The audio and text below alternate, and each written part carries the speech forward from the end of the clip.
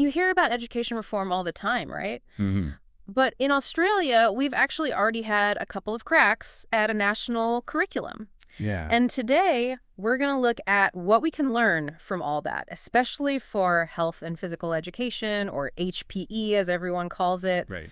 We've got some really interesting research and policy docs to dig into, so Yeah, let's jump in. let's get going. What a lot of people don't know is that this whole national curriculum thing, it's not new for Australia. Oh, right, yeah. We actually had a big reform pushback in the early 90s. Interesting. Yeah, people called it the de facto reform. Why de facto? Well, because it was all about, like, national consistency on paper. Okay. But when it came to actually making it happen, it was all left up to the states and territories. Ah, so that's where things get a little messy, I bet. Exactly. The research we're looking at today shows some pretty big differences in how that 94 reform actually played out across the country. Yeah. For example, get this, the requirements for HPE teachers back then in Victoria, they didn't even mention the sociocultural perspective, Ah, which was, like, it's supposed to be a key part of the whole national curriculum. right.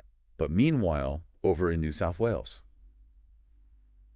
they were all over it. Oh, wow. Big difference. Yeah, that's a huge difference. So how can you aim for consistency nationally when the curriculum's being interpreted so differently? That's the question, isn't it? Yeah. Was it because the national guidelines were clear enough? Or was it more about states having different priorities? Maybe a bit of both. Probably both. Yeah. But one thing that's clear from what we've been reading is that the de facto reform, it didn't really focus enough on how to actually make it happen or Yeah. how to measure whether it was working. Yeah. Like, the focus was all on setting standards, Yeah. but not so much on making sure those standards actually translated to what was going on in classrooms. Makes sense to me. It's like having the plans for a house, but forgetting to actually, hire builders. Uh-huh. Good analogy. You might have a great design, You do. but without someone to actually build the thing, Yeah. it's not going to be very useful. Exactly. And with the de facto reform, Mhm. because they didn't really nail the implementation, the impact on students was, well, let's just say it varied a lot across the country. So if that 94 reform didn't quite get the job done when it came to putting policy into practice, what lessons can we take from that for the current reforms? Right. Because at the end of the day, it's the teachers who are going to be making these curriculum changes real in their classrooms. Absolutely. And our sources really emphasize that deep, meaningful change in education. That requires teachers to shift not just how they teach, but also their core beliefs about education itself. Wow. That's a big ask. Yeah. It's not just about giving teachers a new set of standards and expecting them to just change everything overnight. Right. Real change takes time, support, a willingness to adapt. It can even be stressful, Yeah. lead to conflict as teachers try to wrap their heads around new ideas. Absolutely. So that brings us to a really crucial question. If real reform needs teachers to go through such a massive shift, how can we actually support them in that? Right. Like, are we giving them enough professional development? Are there spaces for them to talk and share what they're going through? Exactly. And these are questions that any successful reform effort has got to address. It's such an interesting challenge. It's also interesting to look back at the history of HPE as a subject. Mm-hmm. For a long time, it's been seen as kind of less important compared to things like math and science, the core subjects. Yeah. Some of what we read even suggested that it might have been left out of the current national curriculum entirely. It's true. HPE often gets seen as the soft subject. Yeah. Like, it doesn't have the same academic rigor. Right. But what's really interesting is how HPE has evolved, even though people think it's less important. That's what I find so fascinating about it. Yeah. It's gradually incorporated this sociocultural perspective that emphasizes critical thinking and social justice. And now you see those ideas starting to influence other subjects. Right. It's almost like HPE is leading the way in terms of progressive education. It is. It really speaks to the hard work and innovative spirit of HPE teachers. Yeah. They've pushed for these changes even when people were skeptical. Mm-hmm. But the question is, can this progressive approach to HPE actually work within the new national curriculum? Right. And will it be given the same weight as those more traditional core subjects? Exactly. It's interesting to compare the past and present reform efforts, Okay. both aiming for a more equitable education system for all students, Mm-hmm. both focusing on 21st century skills, Yeah. both relying on collaboration between different groups like teachers, governments, community groups. Right. But while the goals might be similar, the context is pretty different. Back in the 90s, the de facto reform happened when things were much more decentralized. Yeah. States and territories had way more control over their own education systems. Right. But today, there's a much bigger push for national consistency. So can the current reform learn from those past mistakes and avoid the inconsistencies we saw before? That's the big question, isn't it? It is. To answer that, we need to take a closer look at exactly what challenges the de facto reform faced and think about how those might pop up again. Okay, so what were the biggest hurdles back then, and how might they affect things now?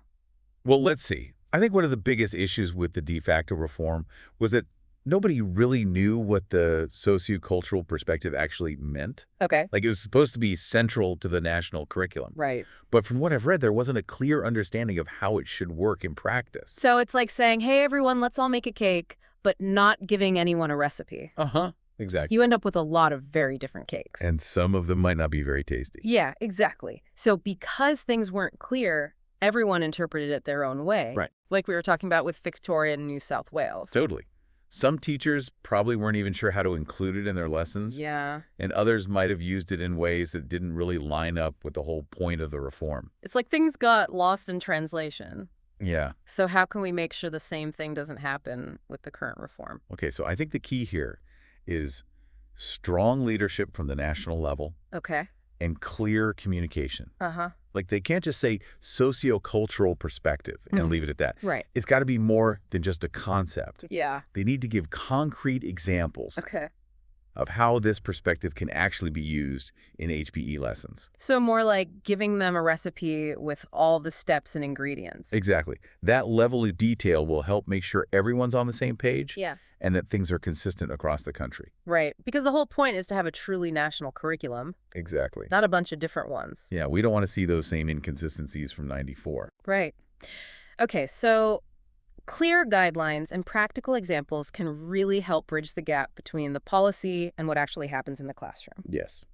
But what about the teachers themselves? We talked earlier about how real change needs them to be open to new ideas and maybe even challenge some of their long-held beliefs. Absolutely. So how can we help them do that, especially if some teachers are resistant to change or just feel overwhelmed by all the new stuff? I think targeted professional development is crucial here. Okay. And I'm not talking about just a one-off workshop. Yeah. It needs to be ongoing, sustained support. Okay. That gives teachers the knowledge, skills, and confidence to actually use the new curriculum. So it's about creating a culture of learning and support where teachers feel like they can try new things and talk to each other about what's working and what's not.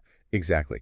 And we have to remember that not all teachers are the same. Right. They have different levels of experience, different areas of expertise, different levels of comfort with, say, new technologies or teaching methods. Yeah. The professional development has to be flexible enough to meet all those different needs. So it's like recognizing that not everyone learns to bake in the same way. Uh-huh.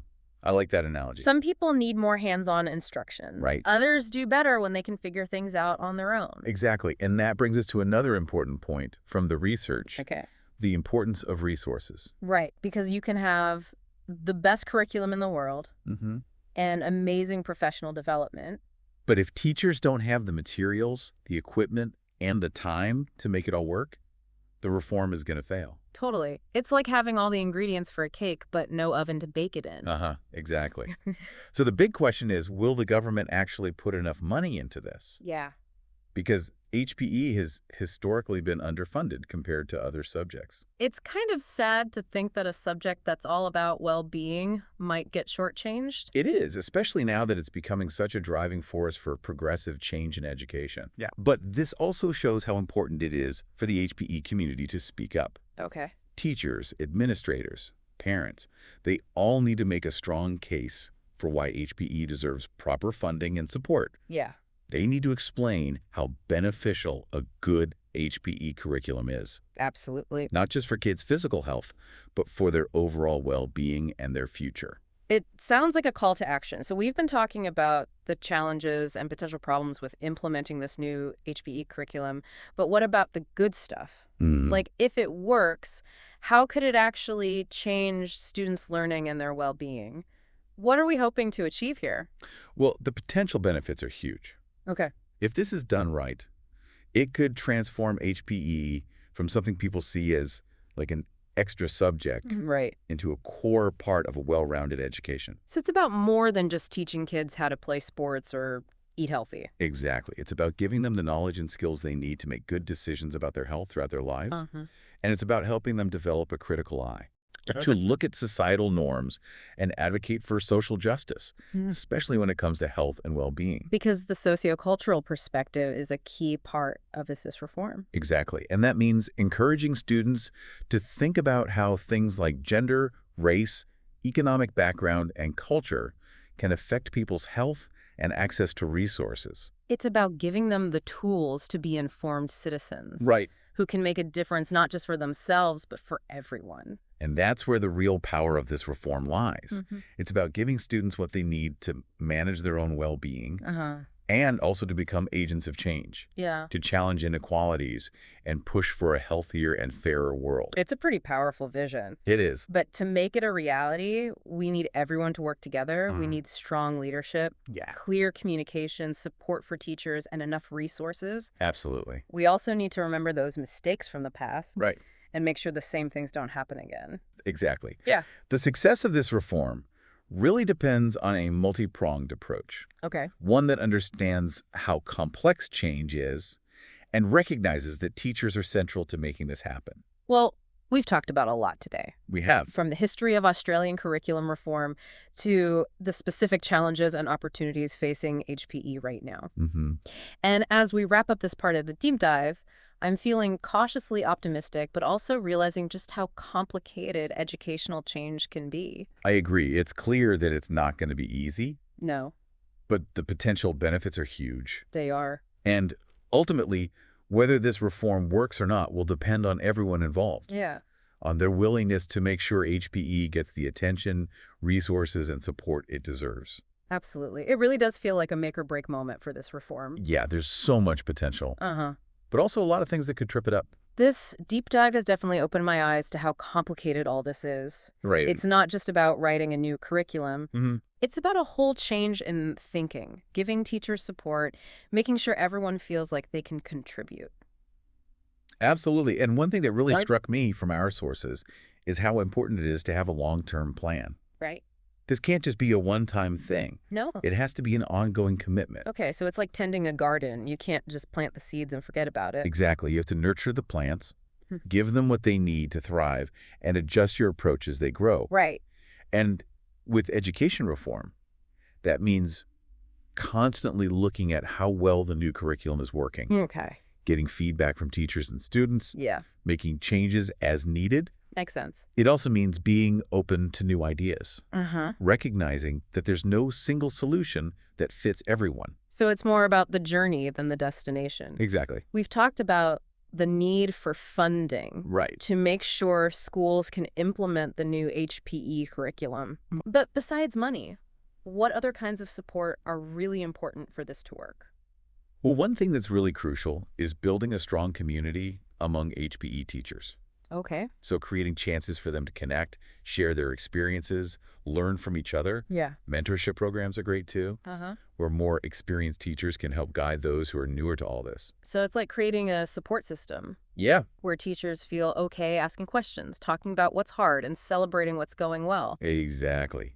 Teaching can be tough. It can. Especially when there's a big curriculum change happening. Yeah, that sense of community can really help. It can. So yeah, teachers are the ones who are actually putting the curriculum into practice in their classrooms. Right. But they don't have to do it all alone. They don't. There's power in working together and learning from each other. Absolutely.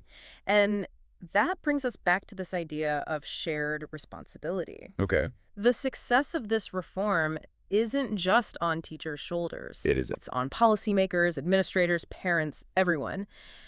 It's about realizing that education affects all of us, right? It does. We all have a part to play in shaping what our schools are like and making sure our kids are well prepared for the future.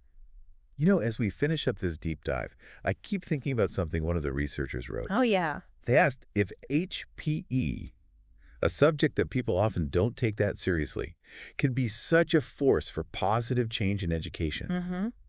What does that tell us about what we could achieve if we really wanted to transform the whole system? Wow, those are some big questions. And it makes you think, what if we applied those same ideas of equity, critical thinking, and social justice to everything we teach? Right. What kind of world could we create for our kids if we really put learners at the center of everything? Those are really powerful questions, and I think they highlight something important. What's that? Education reform isn't just about changing what happens in the classroom. Mm-hmm. It's about challenging our assumptions, being open to new possibilities, and working together to make education more equitable and empowering for every student. Couldn't have said it better myself. Ah. And as we continue to grapple with all the complexities and possibilities of education reform, I hope this deep dive has given you some food for thought and inspired you to get involved in shaping the future of education in Australia. Thanks for joining us on this journey. We've really enjoyed diving deep into Australian curriculum reform and HBE with you. Remember, change starts with a conversation, so keep the conversation going. Share your thoughts with us. Let us know what you think. And until next time, keep exploring and asking those tough questions, because that's how we'll create a better future for education.